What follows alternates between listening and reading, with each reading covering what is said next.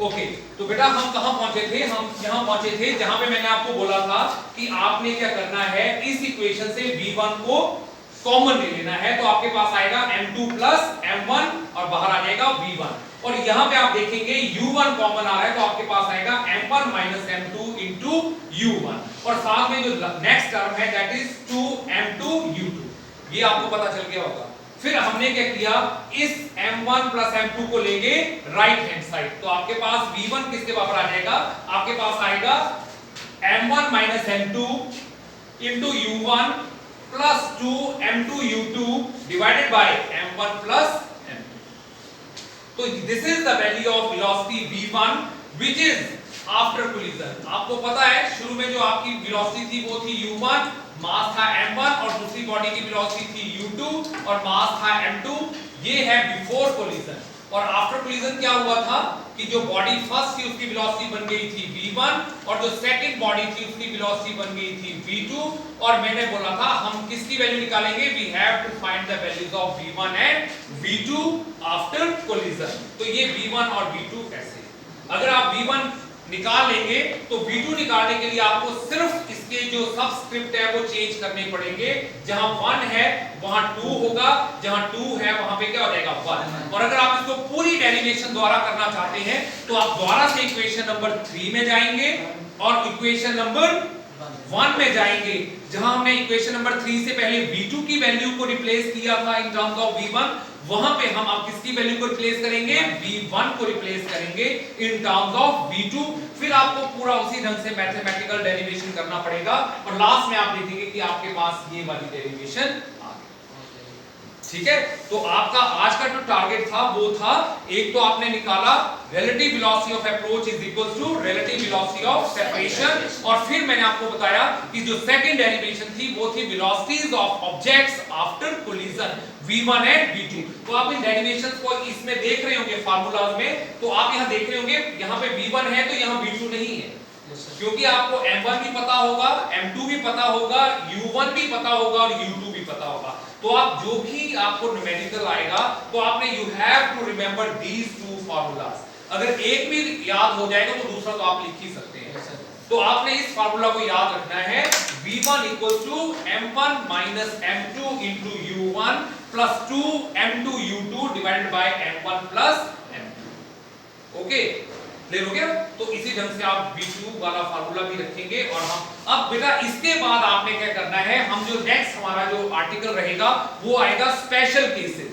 Special cases क्या होते हैं कि आपको कंडीशंस दे दी गई होंगी कि आपकी दो बॉडीज का मास क्या है, एक जैसा, दो बॉडीज का मास क्या है, एक जैसा, और दो बॉडीज जब सेम मास की आपस में कोलाइड करती हैं तो उनकी वेलोसिटीज क्या होती है। तो चलो हम कंटिन्यू कर लेते हैं क्योंकि हमारे पास ये फार्मूलाज तो है ही हैं, तो इसी के बाद हम सब केसेस लेते हैं। तो सबसे पहले आप ये चीज याद रखेंगे, ये जो मैंने डेरिवेशंस हैं, तो मैं इनको एक बार दोबारा फिर लिखूंगा।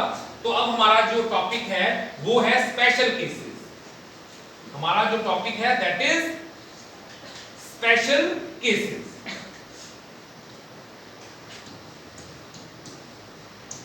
Special cases. अब बेटा स्पेशल केसेस में जो सबसे इंपॉर्टेंट केस है नंबर 1 वो है व्हेन,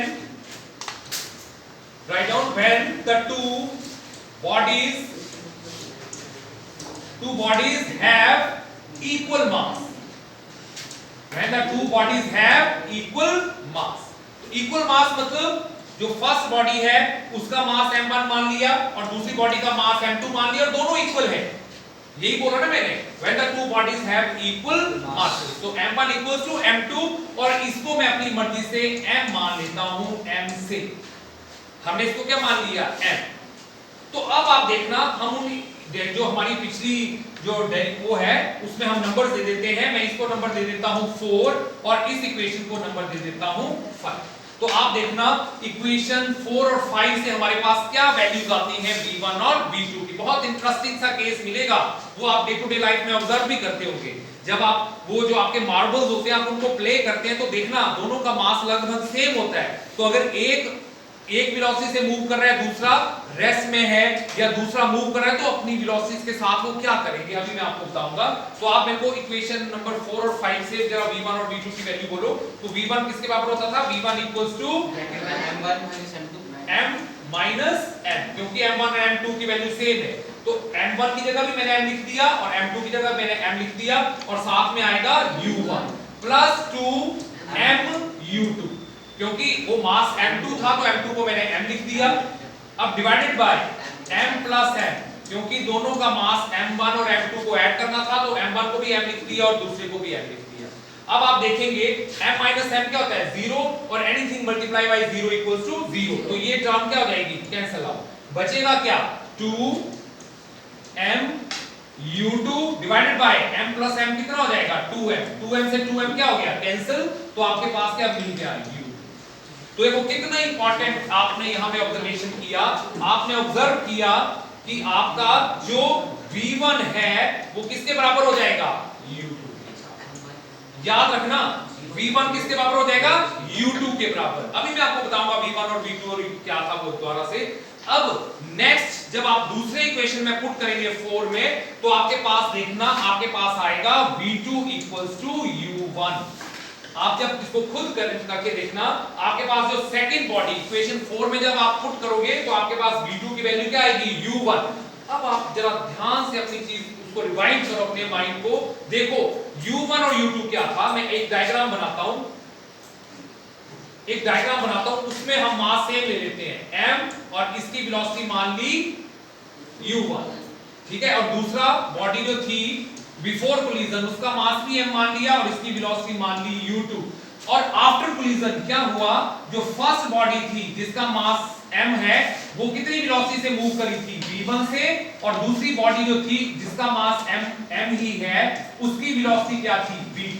अब आपने जो डेरिवेशन किया उसमें क्या देखा, जो आपका सबसे पहले v1 किसके बराबर आया था, v1 इक्वल्स टू u2, और दूसरा v2 इक्वल्स टू u1। तो इसका मतलब जहां v1 है वहां पे आप क्या लिख देंगे, वहां पे क्या लिख देंगे u2, क्योंकि आप देख रहे हैं जब मासेस सेम है तो v1 किसके बराबर है u2, तो इसको हमने बोल दिया u2। और दूसरा u1 किसके बराबर है v2, तो इसको कहां लिख देंगे, तो v2 इक्वल्स टू, बोलो बेटा u। अब लेट अस सपोज जो फर्स्ट बॉडी थी उसकी वेलोसिटी थी हमारे पास 4, आप यूनिट्स ले सकते हैं, कोई भी यूनिट्स हो सकते हैं, मीटर सेंटीमीटर जो भी है, और जो सेकंड बॉडी थी उसकी वेलोसिटी थी 2 यूनिट्स। देखो क्योंकि ये ज्यादा है ये कम है तभी तो टकराएंगे, क्योंकि u1 को u2 से क्या रखना है ग्रेटर। और अब देखो u1 किसने ले लिया, ये कितना हो गया 4, और ये किसने ले लिया, तो इसका मतलब क्या हुआ, जो वेलोसिटी थी वो क्या होगी एक्सचेंज, इंटरचेंज होगी। फर्स्ट वाली ने अपनी वेलोसिटी किसको दे दी सेकंड वाली को, और सेकंड वाली ने अपनी वेलोसिटी किसको दे दी फर्स्ट वाली। तो बोलने का मतलब है वो जैसे ही आई आपस में टकराई, टकराने के बाद जिसकी ज्यादा स्पीड थी वो 2 वाली ने ले ली, और जिसकी कम स्पीड थी वो किसने ले ली पहली ने, 2 वाली आगे निकल गई और पहली वाली कहां रह गई पीछे। ऐसा ही होता है, आप देखना, आप मार्बल्स के साथ अगर आप खेले होंगे तो अगर एक मार्बल दूसरे मार्बल से टकराता है तो जो टकराने वाला होता है वो अपनी स्पीड अगले को दे देता है और खुद क्या ले लेता है, उसकी स्पीड कम हो जाती है ना। It means that when the two colliding bodies have equal masses, they simply exchange their velocities. वो अपनी velocities को क्या कर लेते हैं बेटा, exchange कर लेते हैं, interchange कर लेते हैं। और आपको ये एक्सपेरिमेंट भी आपको मैं कभी मौका लगा तो मैं बताऊंगा कि अगर आप पेंडुलम ले ले, आप 2-3 पेंडुलम आप धागे से क्या करें, एक पेंडुलम ले, पेंडुलम समझते हो ना क्या होता है, तो अगर आप एक पेंडुलम ले लें फिर उसके साथ दूसरा पेंडुलम, उसके साथ आप तीसरा पेंडुलम, सभी का मास सेम है m, आप इसको उठा के जब यहां से छोड़ेंगे तो देखना ये रुक जाएगा और ये वाला उसी स्पीड से आगे निकल जाएगा। तो इसका मतलब क्या हुआ, इन्होंने वेलोसिटीज को एक्सचेंज कर लिया। ये सेंटर वाला छोड़ दो, अगर आप इसको 2 ही लेंगे तो दूसरा चल पड़ेगा, क्योंकि बीच वाला हमेशा क्या रहता है रेस्ट। अगर मैं इसको सोचूं आपको कि सिर्फ 2 ही हैं, आप सिर्फ 2 ही पेंडुलम लें, आप इसी को लें सिर्फ, तो अगर ये रेस्ट में है तो आपका ये आगे निकल जाएगा, ये रेस्ट में, फिर जब वापस आएगा तो ये रेस्ट में हो जाएगा, फिर तो मींस दे सिंपली इंटरचेंज या एक्सचेंज देयर वेलोसिटी। ओके बेटा, अब आपको एक केस और करना है, मतलब वैसे तो मैं आपको काफी केसेस करवा सकता हूं, लेकिन एक इंपॉर्टेंट केस और है। Second, if m1 equals to m2, मतलब bodies have equal masses, साथ में लिखते भी जाओ, if bodies have equal masses and u2 equals to 0, इसका मतलब क्या हुआ? u2 equal to 0 का मतलब क्या हुआ कि सेकंड बॉडी क्या है? रेस्ट है। देखो ना, आप बॉडीज कैसे बनाते थे? आप ये बनाते थे, this is u1, this is m, this is u2, ये है आपका m2 और ये रेस्ट में है, दिस इज एट रेस्ट, तो इसका मतलब u2 किसके बराबर हुआ? ठीक है, तो आप मुझे बताएंगे कि जो वेलोसिटीज v1 है और वेलोसिटीज v2 है, ये क्या होंगी? मतलब अब आप इसमें एक चीज और जोड़ देंगे, u2 equals to 0, और u2 equals to 0 का मतलब होता है बॉडीज आर एट रेस्ट। तो आप देखो इक्वेशन नंबर, आई थिंक वो जो आगे वाली इक्वेशन थी 4 और 5 से निकालो। आप सबसे पहले v1 बताओ, v1 क्या होगा? फर्स्ट इक्वेशन में masses are same, m minus m into u1 plus 2m और साथ में क्या था? u2, और u2 कितना है? 0, क्योंकि u2 था ना साथ में, तो u2 की वैल्यू क्या पुट कर दी? 0, और नीचे क्या आ गया? m plus m। अब देखो ये टर्म क्या होगी? 0 है ना, और ये टर्म भी क्या होगी? 0। Anything divided by 0 equals to 0। तो देखो v1 किस में आ गया? 0। और अब v2 में क्या था? उसी ढंग से m minus m यहां पे आ जाएगा u2 plus 2m, यहां पे क्या आएगा?